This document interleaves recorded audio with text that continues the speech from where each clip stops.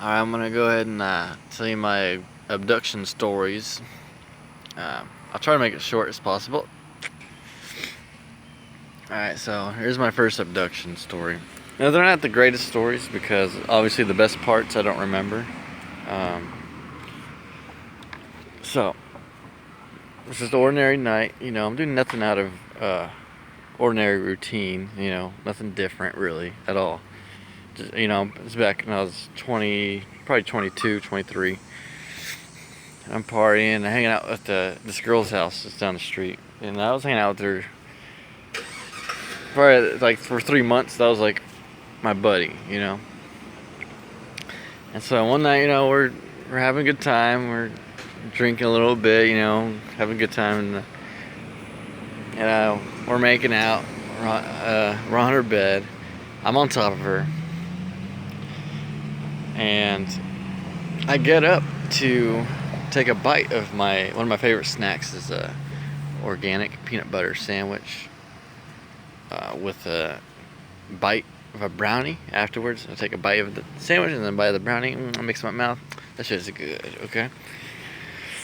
And that's the last thing I remember. I got up, and I took a bite. I was like, fuck yeah. And all of a sudden, I'm back on top of her and on the bed, making out with her. And I was like, what the fuck? Like how'd I get here? But I'm kind of feeling good and I don't care, so I go along with it. So it's like whatever, and I keep making out, but I couldn't shake the feeling off. I was like, wait a minute, like what the fuck? It feels like I was like, how did I get here? It feels like 2 hours just went missing in my life, like just like whoop. And I couldn't shake the feeling off. So I stopped and I was like, hey, what happened? Like, how did we get here? And she was more out of it than me. She was like, I don't know. I feel like somebody was here. And I was like, what? Who was here? What are you talking about? Because I'm trying to remember what I missed. And she was more out of it. I mean, she's like, I feel like somebody's here. Bernie. And I was like, who was there? And I'm trying to get to the bottom of it. And, then I could tell she couldn't recall even anything herself. And she's all like, fucking just doing this shit. Freaking me out. And, so, I couldn't, this doesn't happen normally. I usually know what's going on. I'm a smart guy. I'm always aware. I know when I'm blacked out. I know what's going on. Just like you do, I do. I'm not a dummy. So I was like, what the heck? And plus this weird shit happens to me in my life, common enough to me to go like, okay, something weird happening again. Again and again. Like just many things that happen to me. Ghosts throwing acorns at me and shit. A piece of plywood said, hey Nick on it. Just unbelievable stuff. So, I'm like, okay, was something going on here again?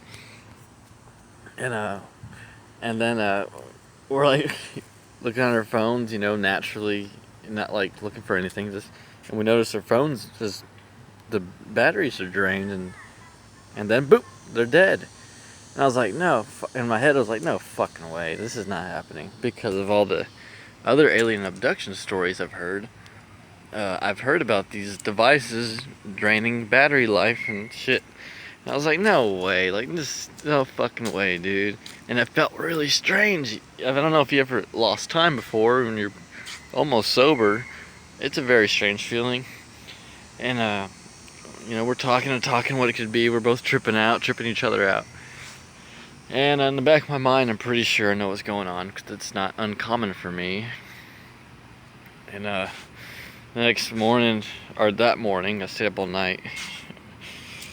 I come home, go on my computer, do some research on it and stuff. Then the screen starts glitching, which has never happened before.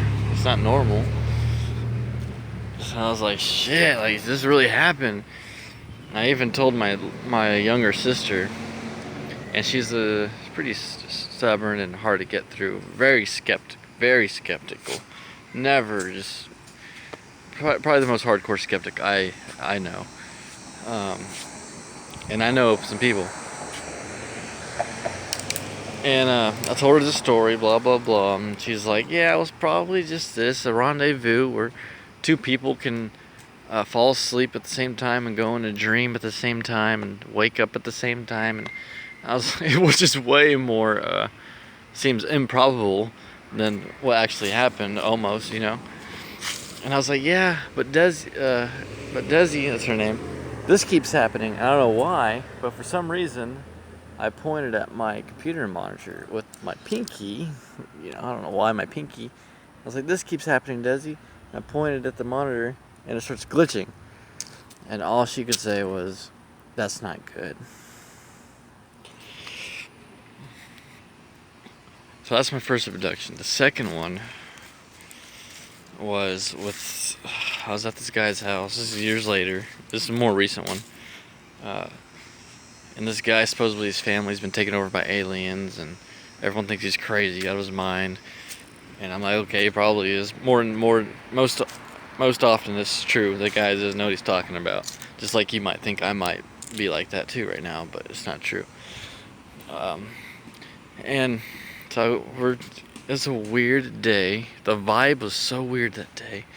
And I met him and I started talking to him, and I've heard these stories out of my research that these aliens will take over human bodies, but usually it's an elite family, high class with power. And this is a normal suburban, one story, you know, nothing special, average American family. Well, not really average American because they don't have that many children living at the house. It's like 4 grown-ups and one young girl, like 4 years old. But so, and I'm listening to his videos he's sharing with me, and I'm believing him because I know what he's talking about, and I can tell that he's sincere in his message. And the other guys, they're working on some truck in his garage. It's about 6 guys there, and then 1 girl. And they were kind of dogging on us for believing in such crap. And we blew the speakers up. He was sharing some. He recorded in his garage video and audio, and you can hear spirits talking very clearly, and all like furniture moving. There's nothing there. You can see video too with the audio, and it's way more impressive than anything I've ever seen on TV. And he puts up the speakers and blasts them, and shuts these guys up that are laughing at us. They just got real quiet. You could tell, like, they just got scared and quiet, and yeah, shut the fuck up, you know? Little kids. Anyways, the energy was weird, and we're supposed to leave, but we weren't. It's hard to describe the energy. It was just very awkward, and I know I shouldn't have been there. And even one of the neighbors came in and looked at me while asking the guy whose family has been overtaken. He's talking to him about some lawnmowers, way past the time we're supposed to be leaving. And he looks at me through the truck that they're working on. It makes eye contact with me, and doesn't say anything to me. Just real quick, just like checks me out, like through the window, the front and passengers through the truck, and just kept talking to his neighbor, like, you know, didn't say hey or nothing to me, just gave me a glance right in the eye. And that's when I knew that I knew. Well, you know, it was a confirmation that, yeah, this shit's really going on, Nick. Because I even need confirmation on this ridiculous kind of shit. And the girl there, Sarah, I was trying not to mention names. The girl there, she was standing next to me too during the time of this in the garage. And I'm sitting down, she's standing next to me, and she looks so nervous, like scared. And just standing next to me, I'm like, hey, are you okay? Like, what's going on? She's like, yeah, it's cool. She's not talking to me or nothing, but she would get real close to me and stand there. And you know, I felt that we're the only 2 others that could pick up on this energy. And so she ended up walking to another place. She couldn't take it. She ended up walking off. And so a day and a half passes, and I noticed I got this bruise right here in my arm, like a purple bruise. And I don't think nothing of it. I'm like, oh, I must have, hit it on something, because I do work, I move around, something could have happened, obviously. And, but then I saw that girl a couple days later with that same bruise on the same arm, the right arm, the same size, the exact same size in place. And I was like, whoa, that's weird. I had the same bruise on my arm. And she goes, yeah, someone did it to me in my sleep. And I was like, what? I was like, what do you mean? She's like, yeah, I went to sleep without it, and I woke up with it. And I was like, what? That's weird. And then, we split off. And I, naturally when I get back to my house, I start thinking, putting shit together when I have time.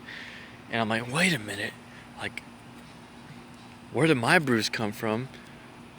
And plus, I don't bruise on my arm. Like, if I hit my arm real hard, pop, pop, I don't bruise. I haven't had bruises in years. When I get hit, get damaged, I don't bruise. It just hurts. And I was like, oh my God, we're the only two other people that were aware of this energy.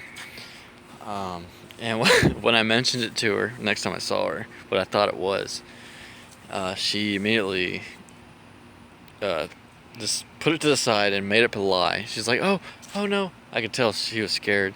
She's like, oh no, someone admitted it, and they told me they did it. They apologized. And you can just tell she was lying out of fear to believe in such. And it's like she knew, which is weird to see somebody that knows the truth when it's that far beyond, and then also block it out. Those are my abduction stories. They're not the best, but just for those who aren't sure that this stuff really happens. Yeah, it's true. Alright, out.